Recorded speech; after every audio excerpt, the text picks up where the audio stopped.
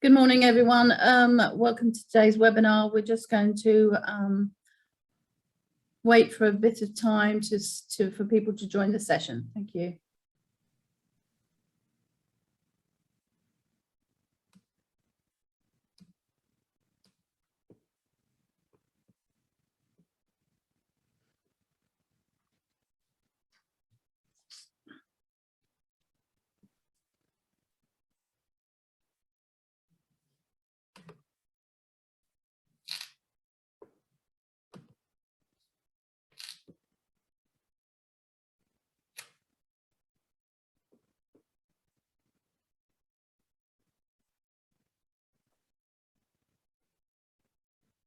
We're in the right webinar.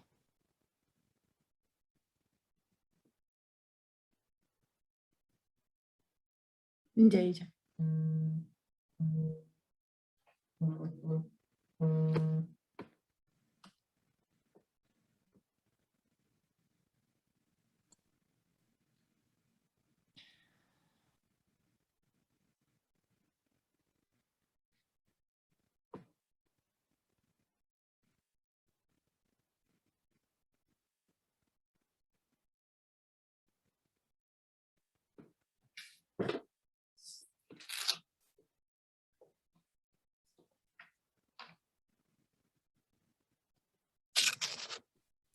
So I'm conscious of time, so I'm just going to do the pre-introduction to the webinar. So welcome everyone for joining us today. For today's webinar, Selecting International Markets. My name is Anne White and I'm Head of International Trade at Thames Valley Chamber of Commerce. The accredited Chamber of Commerce covering Berkshire, Buckinghamshire, Oxfordshire, Swindon and Heathrow. For those of you, obviously you're all in international markets or looking to go into international markets, we are one of the largest chambers in the UK involved in global services, and I have a strong team of 18 people who are there to help businesses import, export goods and services throughout the world. So if anyone has any queries or wishes to contact us with regards to import and exporting, please do not hesitate. Before I hand over to today's presenter, I'd just like to say this session is being recorded and the session will be made available on our website, thamesvalleychamber.co.uk, in the webinar library section. If you have any questions, obviously, please, if you could put that in the question and answers section, or we know some people as well like to use the chat, but I'll be monitoring that, so that's very welcome. So today's webinar, so selecting international markets. To ensure a successful export strategy, it's imperative that you export to the right locations. And international market research is critical in driving your overseas market selection and decision making. Ultimately, selling to a new market without the right information can cost you time and money. Today's webinar, Claire will look at the best routes and what sort of things to look at, and webinar attendees will be able to sign up for a free 30 minutes international review strategy with Claire, should they wish to do so. But you'll find out more at the end of Claire's session today. Our presenter today, as I mentioned, is Claire Snowdon of Snowdon Consulting. She is an experienced international business growth and communication specialist and an intercultural trainer. She has over 30 years of international manufacturing and operational leadership, having lived and worked in Europe, Asia, the Middle East and the Far East. She now works with businesses, helping them to work effectively through across cultures, and increase exports to existing and new overseas locations. So thank you, Claire, for participating today. And I have no further ado, I will pass over to Claire. Thank you very much. Thanks very much, Anne. So let's share her screen. I'm going to share my screen. Just give me a second there. Okay. Sorry. When it works, it works.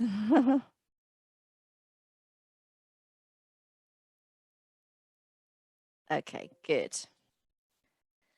So thank you to Anne. Yes, I am going to be talking to you today about what are the right international markets for your business.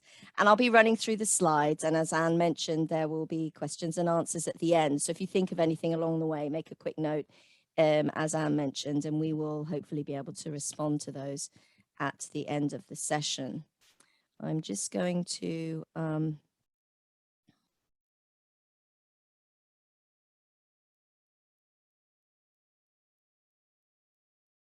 sorry, let's just get out of there a minute. So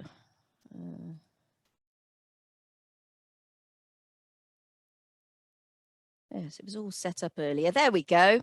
So yes, my name's Claire Snowdon. You can find me in and around Oxfordshire, based out of the Harwell Innovation Centre. And if you did want to get in touch with me, do drop me a line through LinkedIn.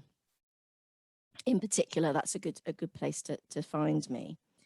So today's session, why do export market research? So my understanding is that you're perhaps planning to expand your sales internationally, or perhaps you're just starting to look at selling your products or services overseas. So in my brief session today, I'll be looking at export market research and selection and the steps that you can take to identify the best market choice for your business.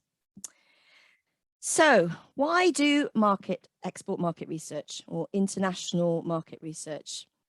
Well, where market research brings clarity and supports successful strategic decisions, or more importantly, selling to a new market without the right information can cost you time and money. Research helps exporters to determine which markets to enter and when, what are the best routes into those markets. There might be different ways into that market for different locations, how you're going to position your product or service in a particular market, the identification of suitable customers perhaps in that market and any competitors, and what are the barriers that you might have to market entry. So it's helping you to develop your market strategy. Before you start undertaking or commissioning market research, you should identify clear objectives. We suggest detail what you want the research to do for you. It can be a costly and time-rich exercise to undertake. Perhaps to look to establish what information is essential to you and to define what you need to know, rather than what's nice to know.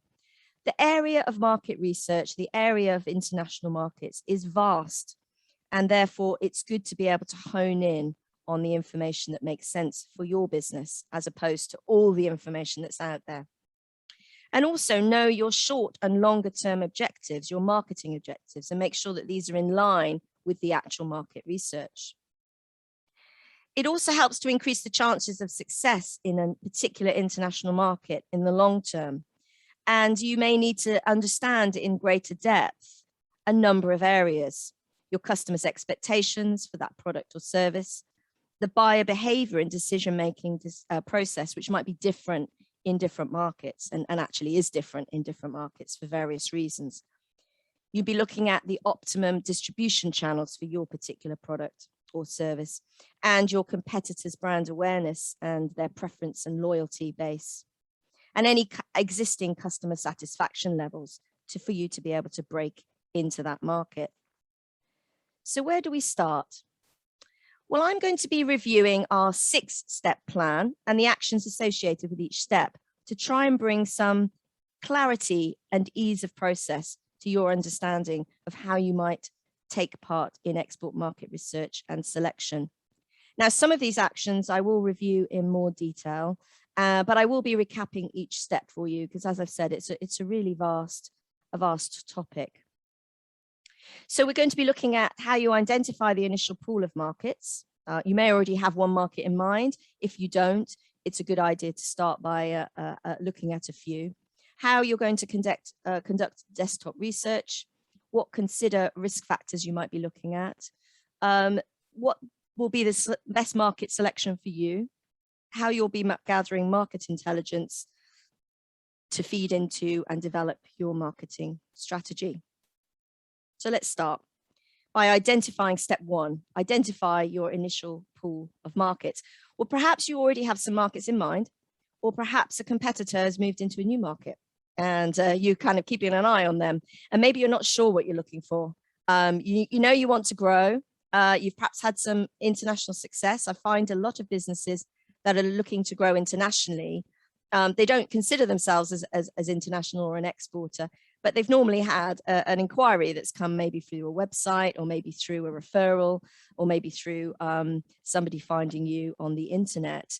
And so it's a good idea to perhaps have a look at that information and see. So you might already have some customers that you weren't really fully aware of, but perhaps through your Google Analytics of your website, you'll find that you've had some visitors from some particular markets. And that might be an indication that there's either a need or a want in those particular markets, and perhaps worth looking at those and including those in your initial pool of markets. You may also have some data, and we'll be looking at the data situation a little bit later. So you can build this identify this initial pool of markets through a number of ways. So you'll have some internal knowledge and experience within your company that I've just referred to. You may have some employees in your organization, you may not, but either way, you will have some internal knowledge and experience of where you might be looking to go.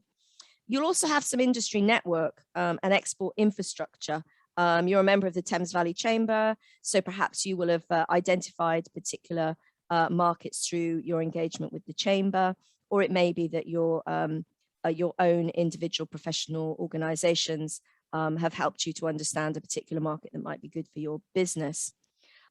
You also would have some internal analysis. You may have to look at considering your strengths and weaknesses. You may initially know through your own experience of your business that there will be some markets that perhaps you wouldn't consider because you wouldn't have the right strengths or infrastructure for those particular markets. And then also looking at the customer profile, the demographics, the psychographics, the behaviors within that market. Does that fit with your particular type of product and service? Are they going to be is there going to be a different customer profile in a particular market for you? So you should identify, we suggest up to 3 initial pool of markets that you might be looking at.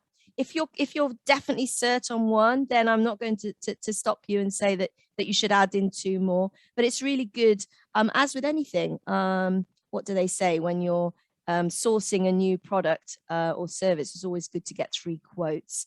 It's a similar kind of concept. Really, you might be missing a trick, and by looking at a pool of markets, perhaps 3 or more, you might find something out there that's really valuable for your business.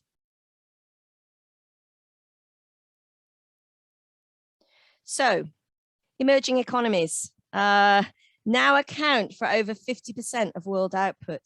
So in a recent forecast, Standard Chartered cited developing economies like Indonesia, Turkey, Brazil, and Egypt, all moving up the ladder. By 2030, they're going to be the largest players. It estimates that 7 of these world largest 10 economies by GDP will be located in these emerging markets. So it might be that your business strategy is to look at the world's fastest growing economies. It may be that this is something that brings value to your particular product or service international market strategy.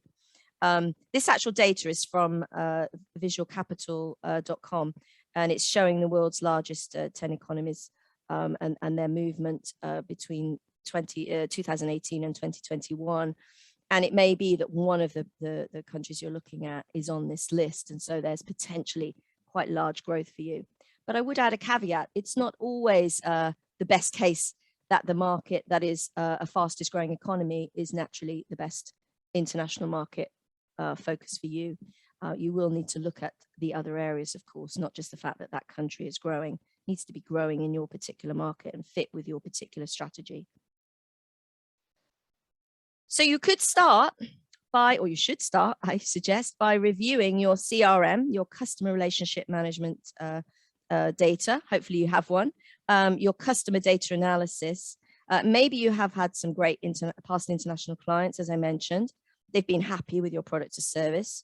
You may be surprised when you look at the data, what it shows you. We've worked with a number of clients over the years where when we actually look at the data, compared to what they think is the case in terms of their business performance and in terms of where their business is coming from. Excuse me. It's really interesting to note that there are many times when they are not 100% clear and when the data actually tells them something else. So important to look at the customer intelligence and use this to add into your initial pool of markets. Customer profiling, really, really important. Excuse me, just going to take a drink.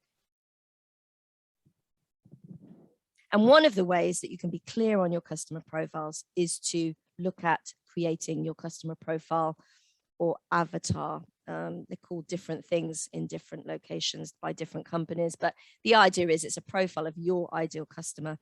Perhaps you already have data that you can add to your profile. You can name them, be quite specific, have more than one. You most probably would have more than one profile, and you can use them as a template. These can be added into your market research and finally your international market strategy. We also find that they're really good working tools internally if everybody's clear on their particular customer profile or profiles, right through to really in day-to-day talking about them via the actual name. So here's an example I've created as a quick sort of template. This particular profile is Moji, and in the particular organization, Moji is referred to in meetings, in decision making, and also the color that signifies that particular profile is used in quite interesting ways as identifications for different streams within that company. Whoops.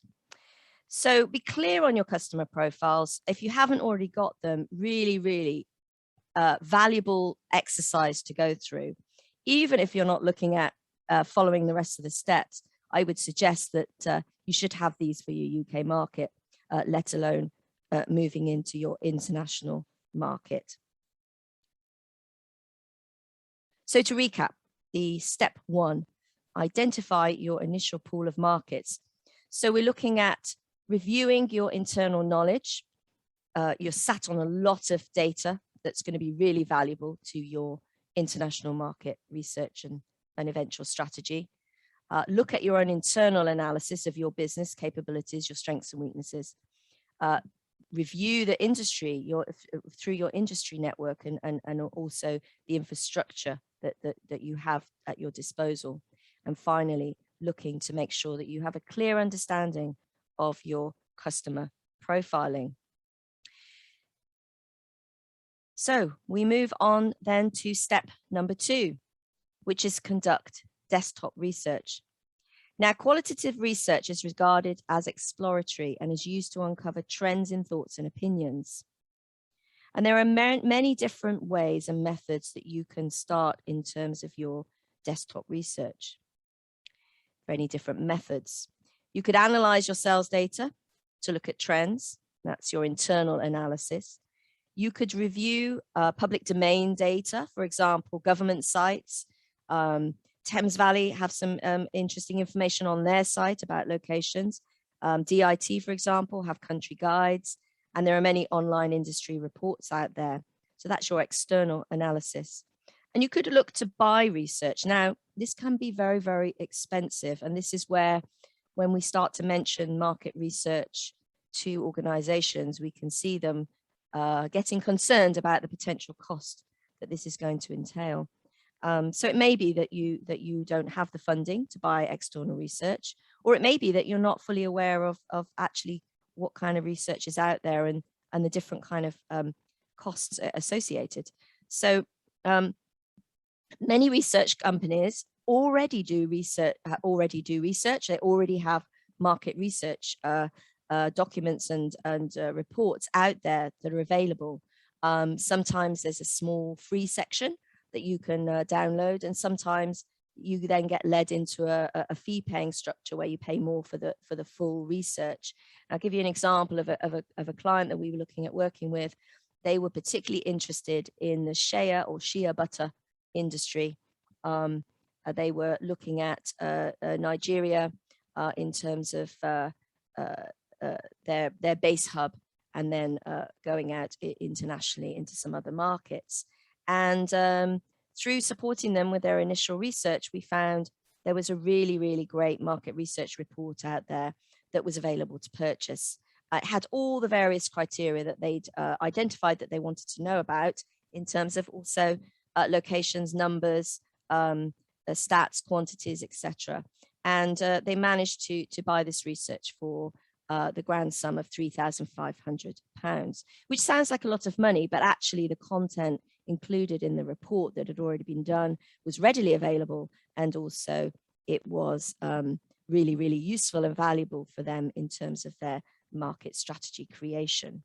And so it is possible to find research out there that's an acceptable cost for most companies. So these are the research methods that you can do, desktop research methods. And I thought I'd share a list with you. This is a really, really useful tool. I've had some great feedback about this because it puts all the desk research, well, not all of them, but a large proportion of the desk research sources that you might look to utilize. As I say, most of them are free. So it's a really good starting point when you're starting to look at your conducting your desktop research for your initial pool of markets. So we've got two sections here: market selection, so helping you to understand the particular markets and what the stats are in those markets and the ease of doing business, etc., etc. And also data regulations. Some really useful information out there about the company data or trade show directories. You might be looking at that later on when you've defined your strategy. So lots of really, really useful information out there, which you can obviously utilize and take this as a working tool for you, because I know that you will receive the information after the webinar. So please feel free to utilize that in your research. So you've established your 3 potential markets now, and you've done your desktop research. And just to recap on step 2, the desktop research is review your global market, looking at identifying any opportunities and threats within that marketplace. So that's where you do your desktop research. There is lots of useful information, as I say, about both opportunities and threats in terms of data out there online, and some offline information as well that you can access. So on to step 3. So step 3 is about considering your risk factors. Really, really important for a business. Whether you're risk adverse or not, always important to know what the potential risk factors might be.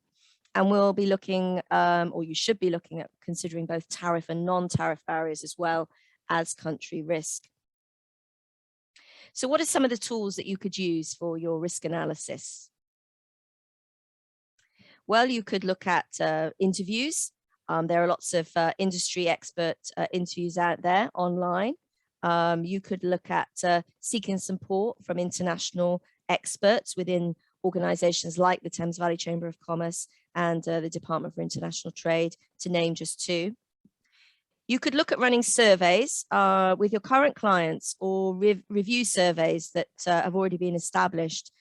These are really quite interesting, and can also feed into your customer profile or customer avatar. You might have a client that's been a really, really good client of yours, but I would ask you, do you really, really know why they buy from you? What are the benefits? What do they see as the benefits of your business or product or service? And really get to hone in. And one of the ways to do that and get that useful data is to actually create a survey with them. And you will find that many, many customers that are loyal customers, or that use your product or service, most people, if they have the time, they're really, really keen to share their knowledge and to share their feedback with you. So really, really useful for your market research document that you'll be creating. You could look at creating focus groups. It takes a bit more time. You have to get the relevant people together. Maybe they're internal people, maybe they're external people to your organization, or maybe a combination of both. But they can really, really bring to the table a lot of information, particularly around risk, that can feed into your risk profile.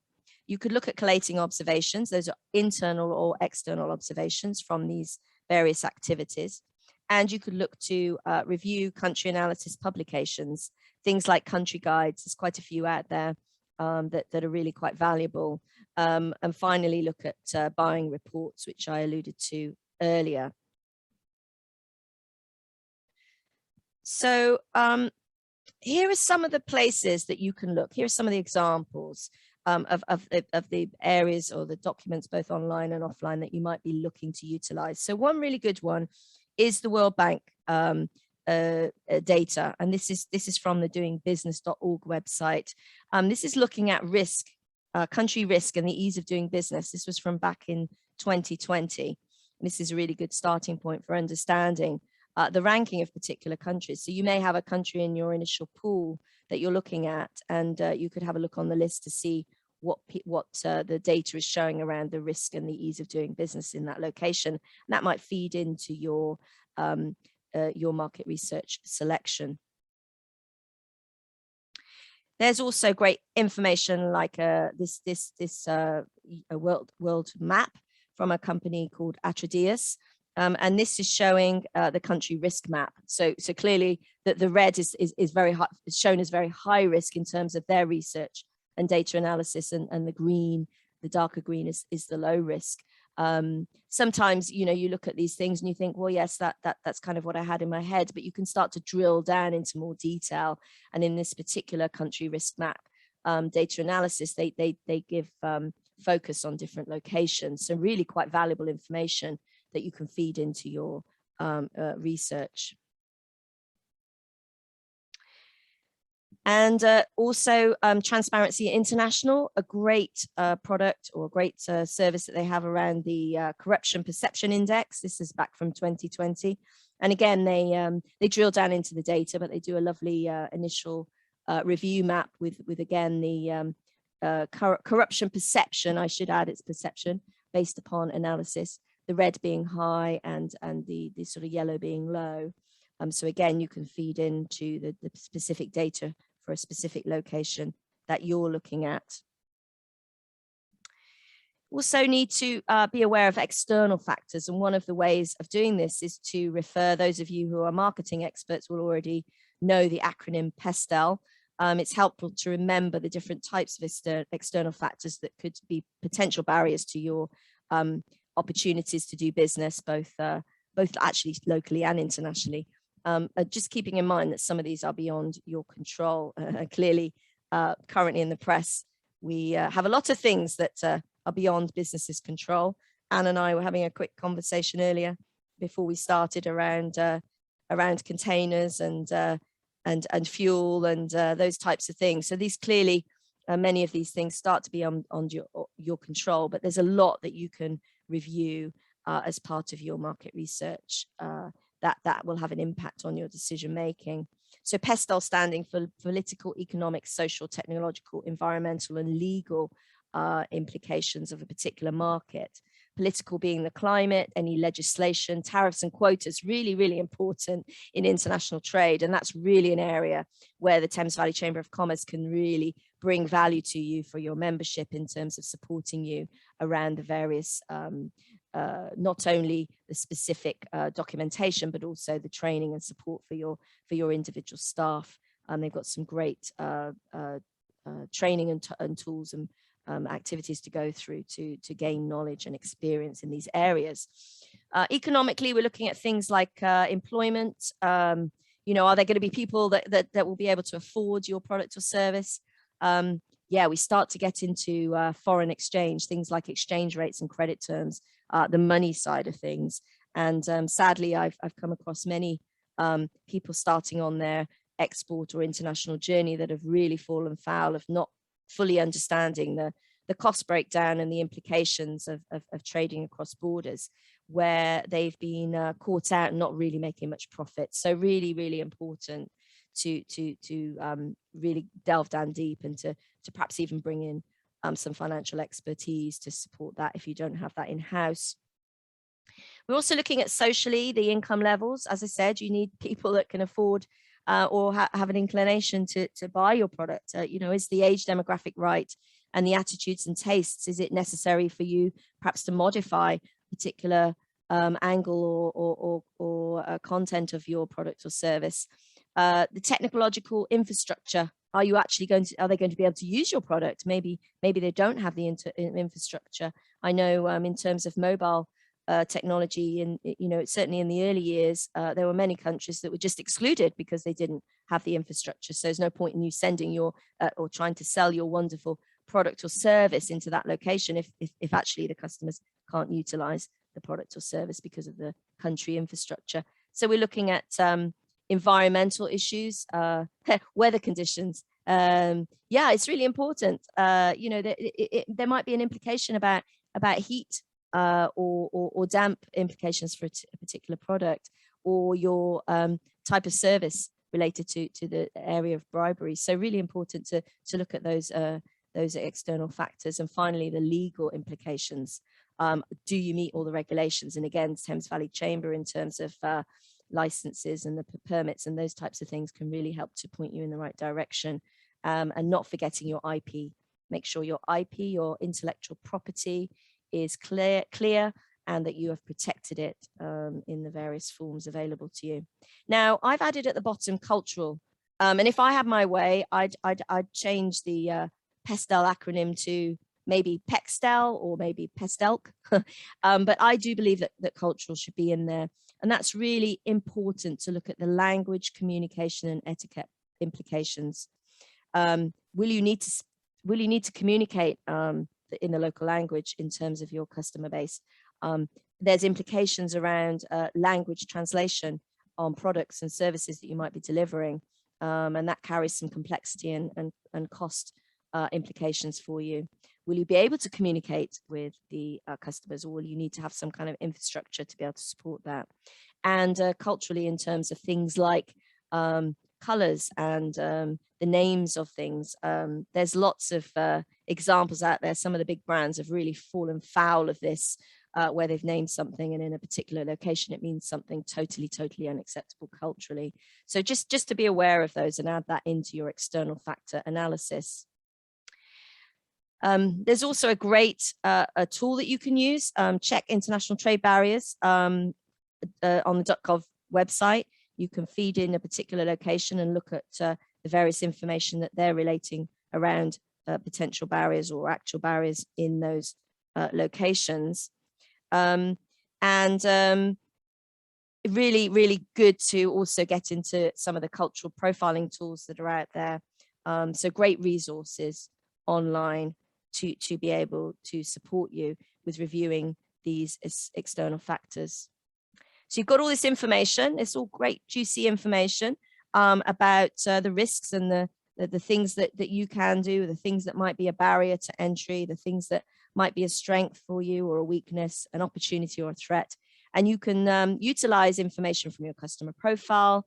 You can actually add in information to your customer profile and also review and add in factors to the screening of potential markets through creating your SWOT analysis. Now, I'm sure you've done SWOT analysis in some form or another for parts of your business. So this is just one around your international market selection. And so you've got your three pool markets that you've selected, and you can start to look at them in terms of your SWOT analysis. So we're looking at the competitive advantages versus the lack of competitive strength in a particular country. We might be looking at, is there a possibility for sustainable growth versus any uncertain economic environments that you might want to avoid. And at this stage, I should bring in, when I see the word sustainable, it reminds me of the other area of my interest. So my background is the textile manufacturing and sort of product side of the business, and I have a very long and experienced corporate experience to pull upon. But since I've returned and worked in the UK and with the current climate, I've really got interested in the circular economy and sustainability, not only within my life, but also within the businesses, my own businesses and the business I support. And it's becoming a very hot topic.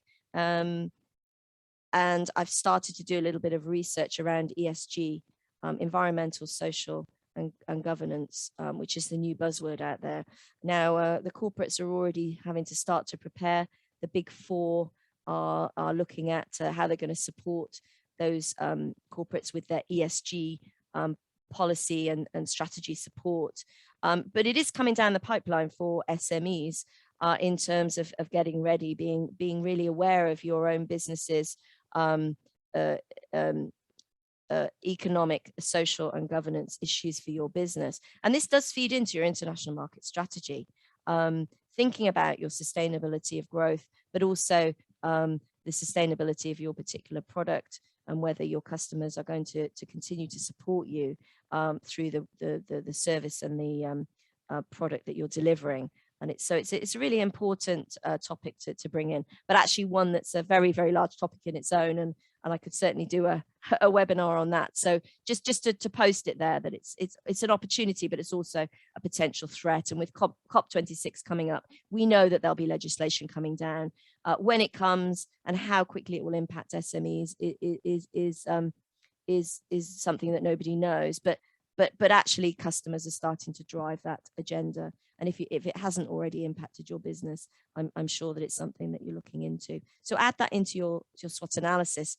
And that will then help you to be ready for your market selection. So we're looking at recapping step number 3, which was consider the risk factors. So we're looking at the country risk, any trade barriers, and also your SWOT analysis that can really help you to hone in on which are the right locations for you to be marketing to. And it then brings you down to having all this wonderful information so that you can, well, you're ready and you're informed, hopefully. So you've got your pool, you've had a review, and it should become quite clear that there's a particular market or maybe 2 markets. So you start with the one that is the best market in terms of the research that you have done. So then we move on to our step number 5. So we've got our selected best market, market X, and we're looking to actually implement our market strategy. So we're looking to gather market intelligence. Now, there's a number of ways to do this. You could have a key decision maker from your company travel to a chosen market. They can gain experience of firsthand of the nation's cultural and business practices. They can connect with in-country DITs, embassies, consulates, and representatives. They could talk to local business owners and competitors to find out various information about the market. And it's a way to be able to identify sales opportunities and any particular requirements and local adaptations that you need that you might not be aware of. So really important to spend some time. You've chosen your market. You're now looking to drill down into the particular market intelligence. We like to use this little document to sort of show a way. We call it the ask, attend, check in and tap process. So you could start by asking your customers. So you've chosen your particular market. You're starting to look at your market intelligence. And so ask your customers whenever you win a new one, or go back to the ones that you already have to find out who they used before you, perhaps why they switched, why they're working with you. Really, really useful information for you to add into your pool of information about this particular market. You can look to attend, as I mentioned, a conference or a trade show. Look to visit your competitors' booths as well as potential buyers of your product or service. Look to observe their interactions, particularly in local markets, and check out the quality of their products or services. You could check in with your suppliers and industry associations. So that is, talk to your suppliers and your contacts within that particular industry and market that you've chosen. Any industry associations that have representation in those locations, spend time with them, building relationships. And finally, tap into the social network. And this can't be underestimated. So you've identified your particular market. You can now start to monitor things like tweets, Facebook posts, blogs, reviews, and other media that mention either your competition or mention a particular location that you're looking at. So you start to really immerse yourself in your organization in that particular chosen market in terms of knowledge and information. So now you're ready. You've got your, yes, you are ready. You've tapped into your social market and you're gathering your market intelligence. So now you're ready to think about, well, how am I going to sell my products or services? What's my routes to market? Now, there are different ways. Selling directly, agents and distributors, licenses or franchisee contracts, or even setting up your own overseas operation. Now, the further you go from your home market, the more essential it becomes to having a route to market that allows you to supply your product or service in a timely and efficient way to your new customers. There are 4 main ways to sell your product or service overseas, shown here on the slide. And you may have to use multiple routes to market before setting up one that works specifically for you. Assuming you know the market you want to target and have a clear idea of its potential, you need to decide on the channel by which your product will reach your customers. The decision to sell directly or partner with someone to sell your product on your behalf will be guided by your resources, the opportunity, and the nature of your offering. Choosing the right route to market is critically important. Local distributors can provide deep understanding of informal business practices and networks of relationships, but you're sacrificing a margin by working with these intermediaries. But the upside is that you might gain access to a customer base that would be much harder to crack as a new entrant to that particular market. To find out the best route to market for your business, be prepared to research, get advice on what's already happening in your target market. You'll need to determine, for example, where customers are currently buying from and whether it's the norm to have local representation, such as a distributor. It's also important to take steps to protect your own IP, intellectual property, regardless of which of these routes you're choosing to export by. And some routes to market will need higher levels of initial investment and more ongoing management, and may not be suitable for you if you're new to export, starting for the first time. But if you're in a position to invest more effort and resource, then you're likely to see more rewards. So to recap, step 5, which was gather market intelligence, you could look to do a country visit. Now, I know that's been difficult in the last year and a bit. That is starting to open up. I personally have traveled for the first time a couple of weeks ago. I was very nervous. I was nervous about the protocols, the documentation, but actually it was fairly streamlined, and now it's even easier since I've come back. I understand that for many countries, you don't even need to do the 2-day PCR test when you return to the UK. So if you can and you have the time and the resource, then really, really valuable to get down in there into the particular country location that you're looking at as your market, the particular market that you've chosen. Engage with your overseas embassies and consulates. There's some real great support out there, and a lot of it is free. Certainly the initial engagement is free. So do utilize that. Talk to businesses already trading. We've seen more and more collaboration over the last year and a half. It seems that many businesses have started to look at collaboration with competitors to see the benefits of that, and talking to businesses already trading is a way to go. You might learn something, or even be able to join forces in some way that supports your own business and its growth. And finally, really spend some time on choosing the route to market, because if you start in a market in the wrong way, it's really difficult to sort of mend that broken start. People remember, almost impossible to continue if it doesn't start in the right way. So spend some time on choosing the right routes to market, as I've mentioned. So you've chosen your market, you've looked at your market intelligence, and you're now ready, therefore, to develop your international market strategy. You're ready to formulate your strategies for your product, your price, your model of entry, or your mode of entry, and distribution and international promotion, and develop your marketing strategy. This in itself is a way of culminating all your information that you've gathered on this market research journey, and really start to hone in and document what the strategy is for that particular market, how you're going to enter it, what products, are there any modifications, who's going to be working on that, how are you going to get your product or service into that location, and documentation and all the various criteria that you need to think of when you're exporting into a new location. And that in itself is a topic and a task all of its own, developing an international market strategy. That's another webinar that we do. So it's not enough for today's session, not enough time. So I'd like to recap just a little bit on the session today. So we've got our 6 steps for our export market research and selection. So we're looking to identify the initial pool of markets. And then from that, we're going to choose our 3 and conduct our desktop research and consider our risk factors for those 3 markets. And that should then lead us in through our SWOT analysis to selecting our best and chosen market for a particular this particular exercise. We've chosen that market, and then we start to gather market intelligence in the ways that I've mentioned for that particular market. And that then leads us into being able to develop our marketing strategy for that particular market.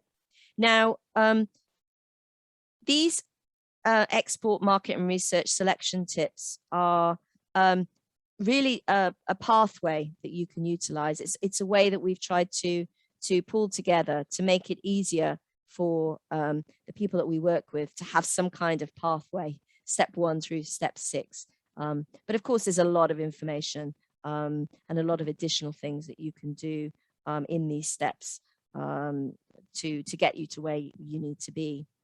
We have a number of key takeaways from working with clients on this process.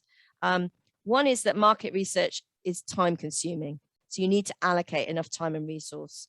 You need to be aware of and leverage both external resources and internal to be able to conduct your research. Understand the potential opportunities and risks in each market and therefore make informed decisions. Take your enterprise, your business capacity into consideration. Really important. We've got marketing people out there perhaps making a great plan, but actually the business itself doesn't have the capacity for that. So that's obviously part of your decision making. Really, really clear and important that you need to prioritize and research the particular chosen markets. Select the right market entry approach. Invest time and care in selecting any partners that you might be working with, and make it part of your process to be able to manage any international risks. Develop your international market strategy and marketing plan. Really, really important.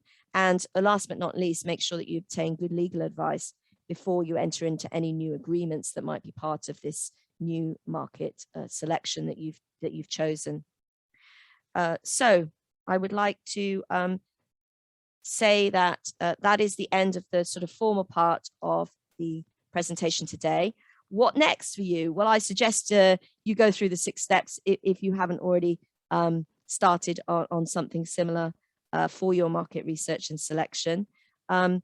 Do get in touch with me. I can be found on LinkedIn. This is what I look like on LinkedIn, or you could drop me an email if that's a way that you like to communicate. Do connect with me on LinkedIn, and then be happy to have you as a connection.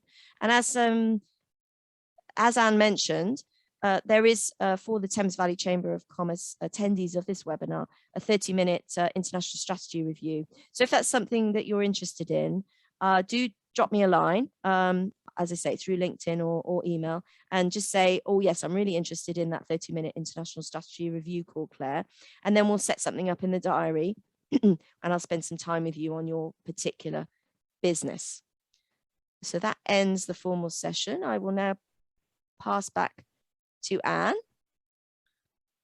Thank you, Claire. As comprehensive as ever. So thank you very much for that. Obviously, my phone is going mad. Obviously, in market selection, and over the last couple of years, the UK leaving the EU, traditionally Europe would have been a massive market for people that are new to exporting, people that want to export something really that is easy. They don't want to go too far. Some markets are more difficult than others and need a lot more time to actually enter. How do you think have you had companies that are thinking, right, oh, Europe's obviously that's now changed. The balance of us sending goods to Europe's changed. Europe becomes just another set of markets for us as the UK. And of course, businesses will have to go through this process that they've done before, which they haven't had to do before. So are you having companies that are coming to you and asking about Europe and doing the research, which they wouldn't have had to do before? It's a really interesting and valuable question, Anne. we find that people that are new to exporting, they start in a certain way, like they would any other project. They have no preconceived ideas, whether it's France or whether it's India. I mean, clearly they have country implications in their mind, but they are a country to them. And so they apply the process and work with the companies in the way that they would, that is the same for both. So we suggest they do the types of steps that I've mentioned, certainly in market research terms and market selection. We find that companies that have been trading internationally in Europe and nowhere else, they are struggling, not only because things have changed in Europe and they've never done this process before, because most of them became European exporters by default. It just was part of their business. And so they've done that for so many years without documentation, implications around trade. And so it becomes a very difficult process. And it's almost like they have to go back to the drawing board. But in their minds, they've been trading there for 10 years, 20 years, however long. It's very difficult because they're almost needing to bring in resources they haven't had before.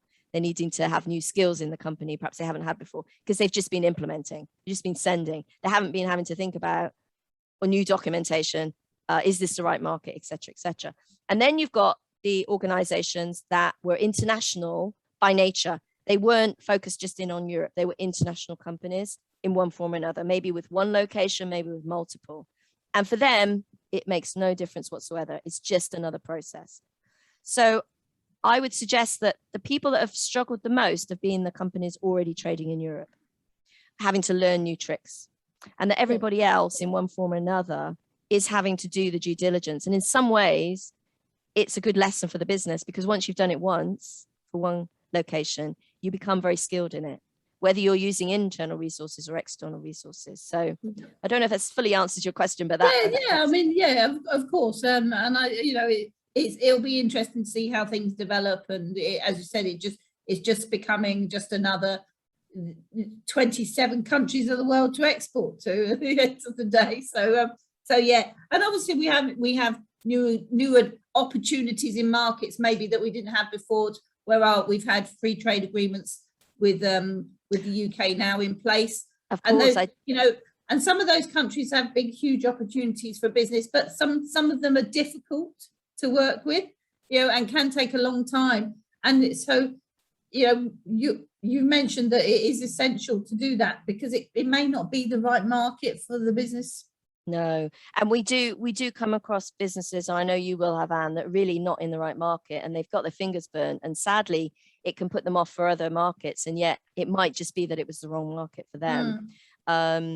And sometimes people are just led, and we're suggesting, yeah, it's good to be led, it's good to have somebody that's already referred you or approached you, or you've already had a customer. It's a good starting base, but it still might not be the right one. There might be a better one. And so the research and the selection is a way of finding the better one. And I should say opportunities, I didn't really mention that in answer to your question about Europe and trade.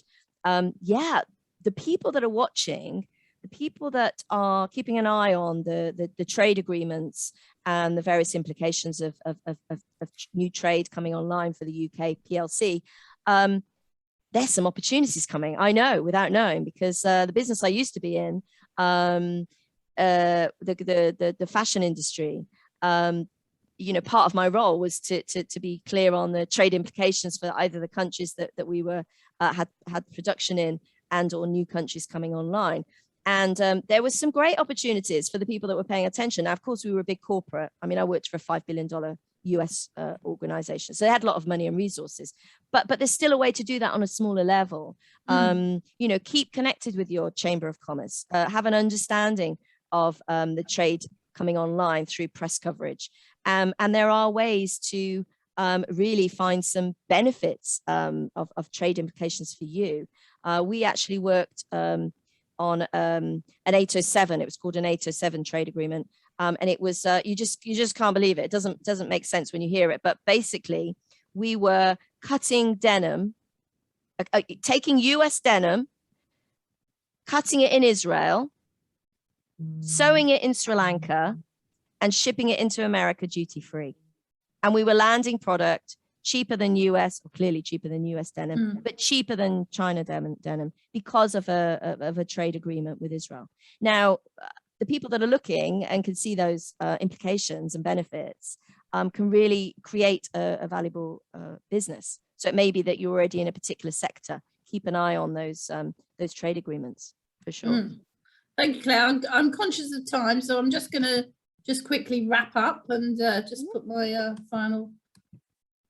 Oh, wrong one. No, put Claire's slide up. That's not a problem. Not again. I'm not doing it again. No, don't start it again.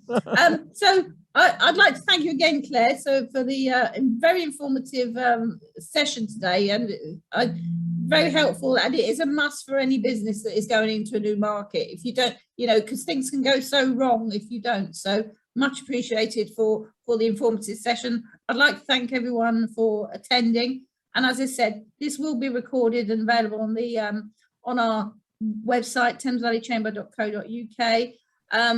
But I will also send out to delegates a copy of the presentation as well. So please do book that session with Claire. It's of interest to you, and we look forward to seeing you again at another event. Thank you very much.